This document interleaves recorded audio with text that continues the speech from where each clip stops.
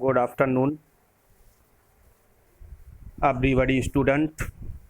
मैं अवनीश यादव एंजल ए के आल AYZ teaching मैं आपका स्वागत करता हूं।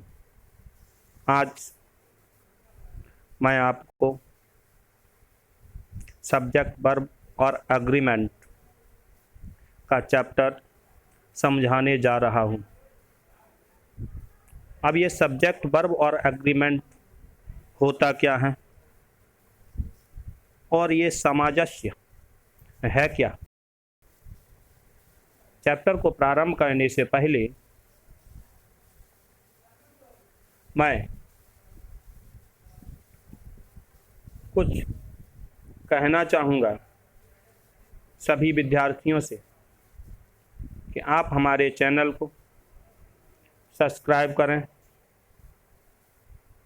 और यदि वीडियो पसंद आए तो उसे लाइक अवश्य कर दें।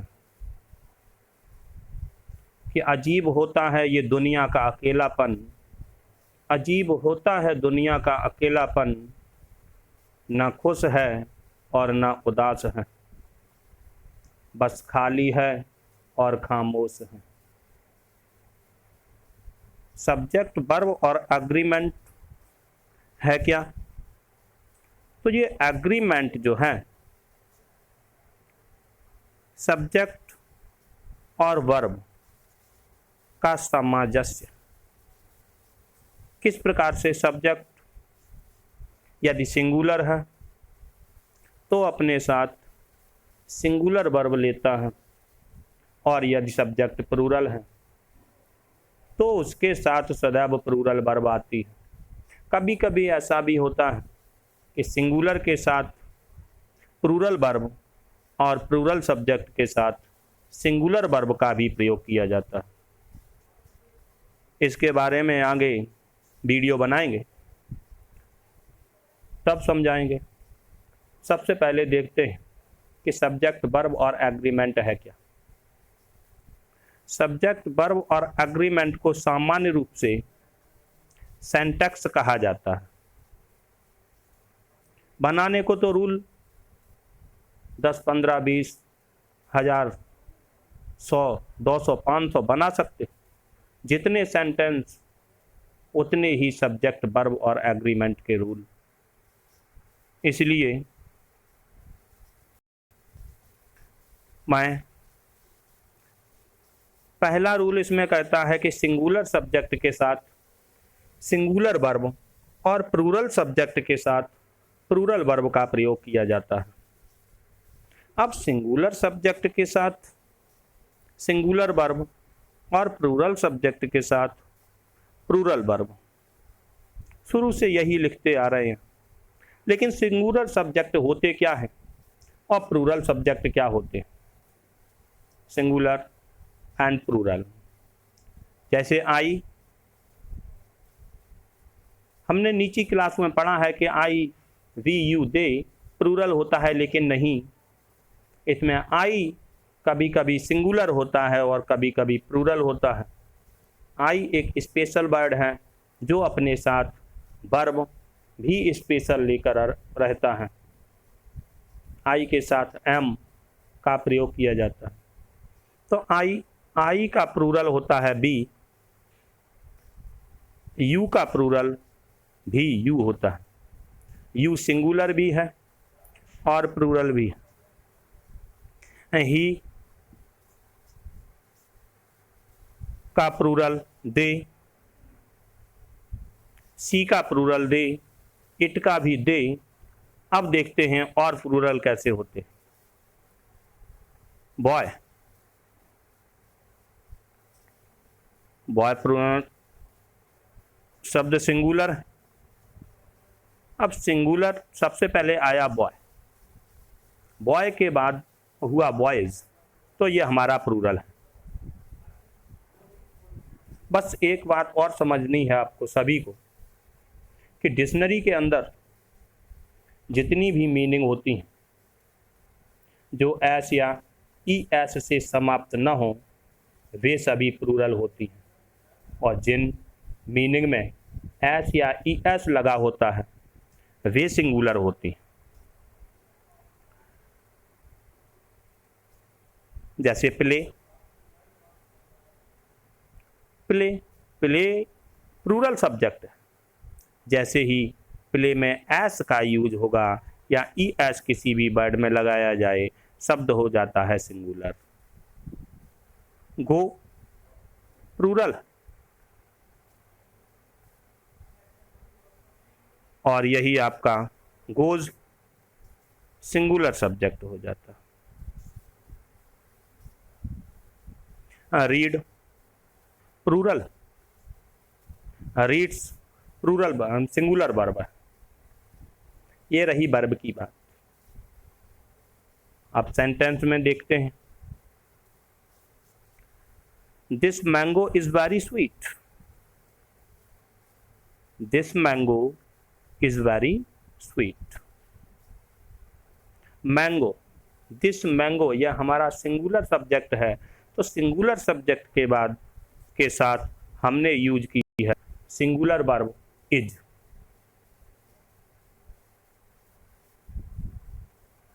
यहां मिसप्रिंट है थोड़ी सी। This dog works, this dog works, this dog singular, work plural होती है लेकिन इसमें एस लगा दी जाए सिंगुलर वर्ब हो जाती है। तो this dog works at the stranger. These apple, these apples are very sweet, these apples are very sweet. The boys were playing cricket, boys plural, तो प्लूरल सब्जेक्ट के साथ प्लूरल वर्ब लगाएंगे were. I am teaching you, मैंने starting video में ही बताया था आपको कि आई शब्द एक स्पेशल वर्ड है जो अपने साथ हेल्पिंग वर्ब एम रखता है। अदर सब्जेक्ट के साथ एम का यूज नहीं किया जाता। तो I am teaching you, you are teaching here,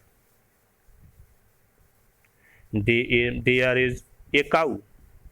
अब थोड़ी सी और समझना है इन्हीं एग्जाम्पल में।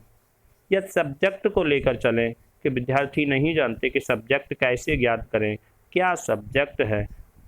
तो देखिए, this mango is very sweet, काम करने वाला, स्वीट यानी कि मिठास देने वाला मैंगो।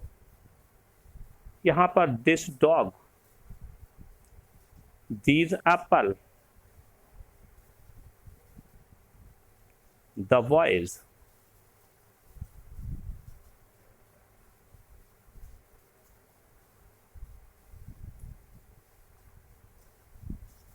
द बॉयज, ये सभी सब्जेक्ट।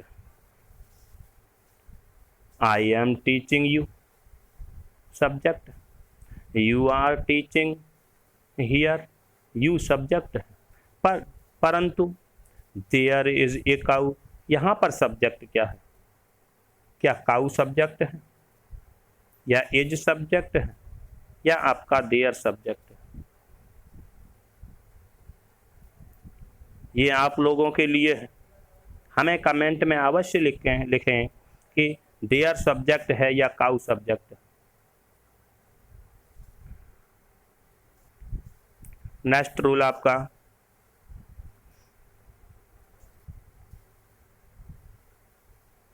जब दो या दो से अधिक सब्जेक्ट या नाउन एंड से जुड़े हों तो वह प्लूरल होते हैं। यदि दो नाउन है और उन्हीं दोनों नाउन को एंड से जोड़ दिया जाए तो बनने वाला सब्जेक्ट हमारा प्लूरल हो जाता है। जैसे हमने जोड़ दिया यहाँ पर सोहन एंड मोहन, दो की बात हुई, वर्ब लगाएंगे plural. Sita and Geeta plural, verb भी हमारी प्लूरल होगी।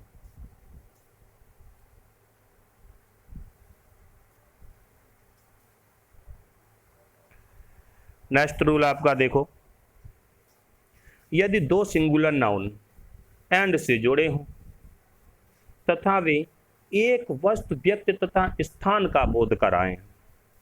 दो नाउन तो हैं और उन्हें एंड से जोड़ा भी गया है, लेकिन वे दोनों नाउन एक ही वस्तु या व्यक्ति तथा स्थान का बोध कराएं, सिंगुलर का बोध कराएं, तो वह सिंगुलर होता है और इसके साथ सिंगुलर वर्ब का भी प्रयोग किया जाता है। परंतु यह कंडीशन होती है, ऐसे वाक्यों में आर्टिकल पहले सब्जेक्ट के साथ ही होगा, दूसरे सब्जेक्ट के साथ आर्टिकल का यूज नहीं हो। लिखा है the principal and teacher has come. दो सब्जेक्ट हैं, दो नाउन हैं, लेकिन दोनों नाउन को एंड से जोड़ा गया है, द प्रिंसिपल एंड टीचर। तो प्रिंसिपल भी वही व्यक्ति है और टीचर भी वही व्यक्ति है, तो वही तो टीचर है, वही प्रिंसिपल। यहाँ पर एक ही व्यक्ति का बोध कराने वाला शब्द है, नाउन है, तो यहाँ पर हम सिंगुलर वर्ब हैज का यूज करें। दूसरे एग्जांपल में देखते हैं हम कि black and white cow.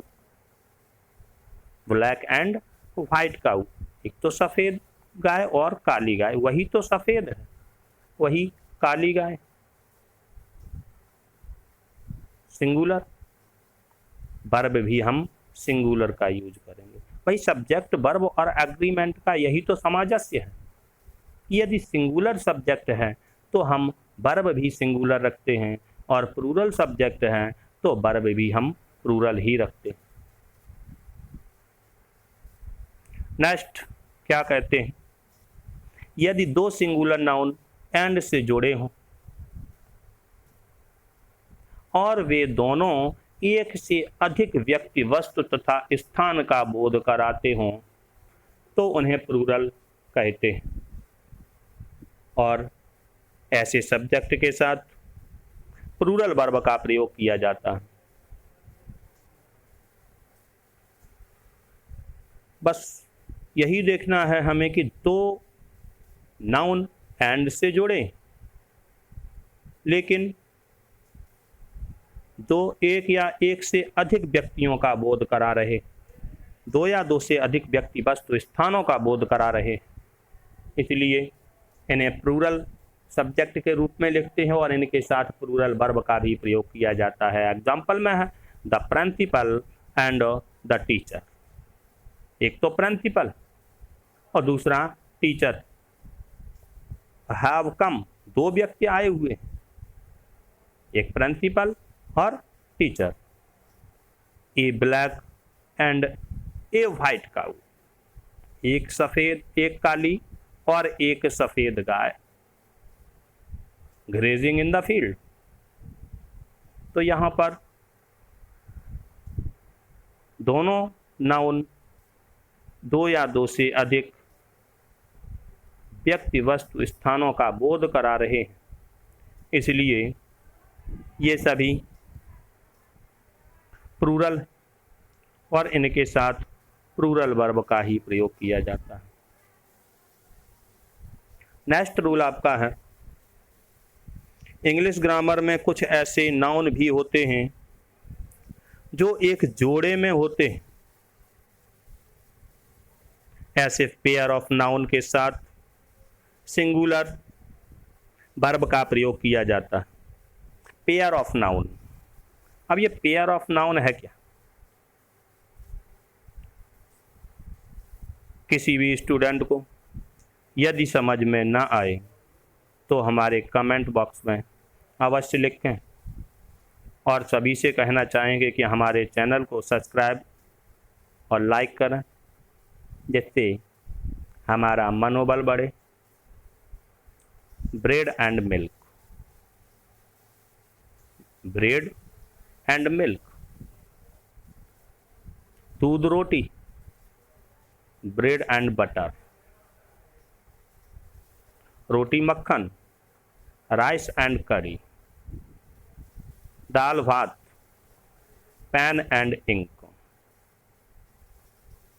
Example में, राइस एंड करी is tasty dish. Rice and करी पेयर ऑफ नाउन है।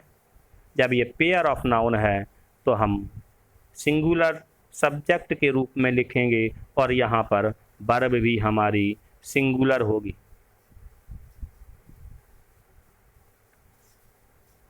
नेक्स्ट रूल आपका है, यदि एंड से जुड़े दो सिंगुलर सब्जेक्ट से पहले ईच, एवरी का प्रयोग किया गया हो तो वह सब्जेक्ट हमारा सिंगुलर होता है और ऐसे सब्जेक्ट के साथ सिंगुलर वर्ब का ही प्रयोग किया जाता है। एग्जाम्पल में पुनः कहना चाहूँगा कि सभी विद्यार्थी को, यदि आपको किसी भी एग्जाम्पल में त्रुटि या समझ में ना आ रहा हो तो हमारे कमेंट बॉक्स में अवश्य लिखें। Each boy and each girl, दो नाउन हैं एंड से जोड़े गए हैं, लेकिन कंडीशन है हमारी वही कि जो ईच और एवरी से जुड़े होते हैं उन्हें सिंगुलर कहते हैं। तो यहाँ पर हम वर्ब भी सिंगुलर रखते हैं।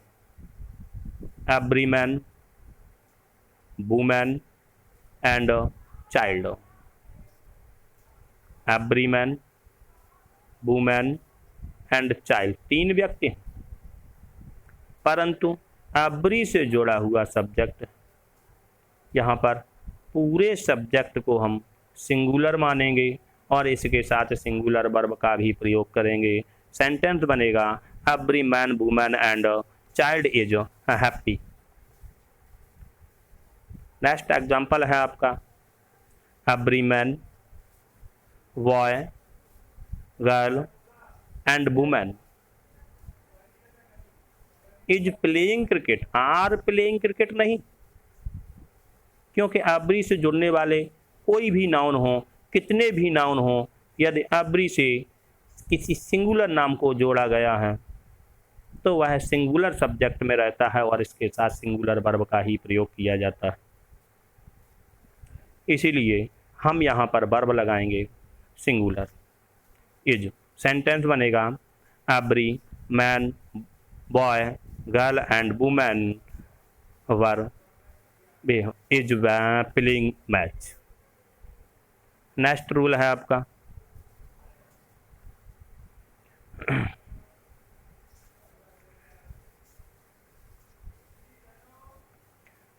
Everybody, everyone, someone, somebody, known, nobody, anybody, nothing के साथ सदैव सिंगुलर वर्ब का प्रयोग किया जाता है। समझने के लिए हम आपको बता दें कि everybody, everyone, someone, somebody, known, nobody, anybody, nothing, ये सभी शब्द यदि सब्जेक्ट के रूप में लिखे गए तो ये सिंगुलर होते हैं और ऐसे सेंटेंस में हम हमेशा सिंगुलर वर्ब का ही प्रयोग करते हैं।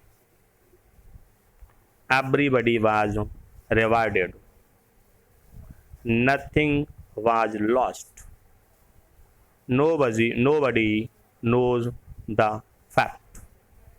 ये सभी सेंटेंस और दिमाग से ध्यानपूर्वक पढ़ें कि इन सेंटेंस के साथ एवरीबडी, नोबडी, एनीबडी आदि शब्द लगे हैं, लेकिन सभी सिंगुलर वर्ब में आते हैं और इनके साथ वर्ब भी हम सिंगुलर लगाते हैं। अब समस्या स्टूडेंट को तब होती है जब ये समझ में नहीं आता कि सब्जेक्ट क्या है। 99% हम आपको बता दें